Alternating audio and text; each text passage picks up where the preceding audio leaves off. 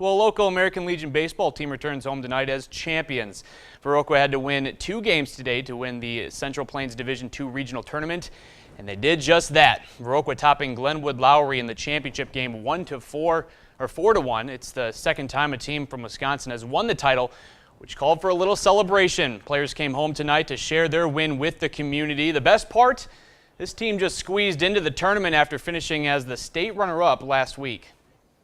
Well, last weekend we fell a little short in the state tournament, but we were lucky enough we had the opportunity to go to the national tournament and then make something happen there. We lost the first game, then we were able to come back and win 5 in a row, and just shows how, tough we are and resilient. And we came back and we won it. All that was on our mind was, hey, we're going to nationals. We didn't even think about the possibility of winning it. And then I guess the rest is history. High school football is right around the corner. Leading up to kickoff, we continue our 2-a-day team previews. We start by dropping in at Luther High. Now, the Knights didn't get a win last season, but things are starting to look up. They've got a new head coach and returned 6 starters on both sides of the ball. Not to mention, this year's team has a lot of speed, which they're hoping will help turn things around in the Cooley Conference. Our speed in the skill positions like wide receiver and running back is going to open up the field and create a lot of options to just move the ball around and get some plays made. Big plays definitely down the field. Go against the other teams who might have more size than us, but if we're faster than them, that'll help us make up for if we don't have as much size. Football needs speed, speed kills. Having wide receivers just blow past guys and stuff like that opens up options for the quarterback to just throw the ball downfield and get big plays. Loving the Batman shirt. Over to the Scenic Bluffs, Brookwood looking to build off a successful end to last season. The team finished just 2 games back of eventual state champ Bangor. But even with that and a playoff win under their belts last season, second-year head coach Jeremy Mack is changing things up. Right now, the team is learning a new playbook, which they hope will put players in the right roles to keep these Falcons flying high.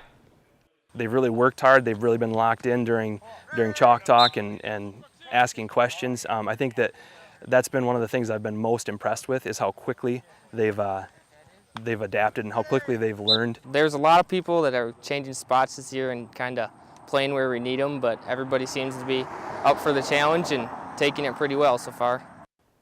Final round of the La Crosse County Men's Golf Amateur today. We go out to Drugans, where the championship flight teed off this afternoon. Now, Joe Weber holding a 2-stroke lead, and he'd stay in command early.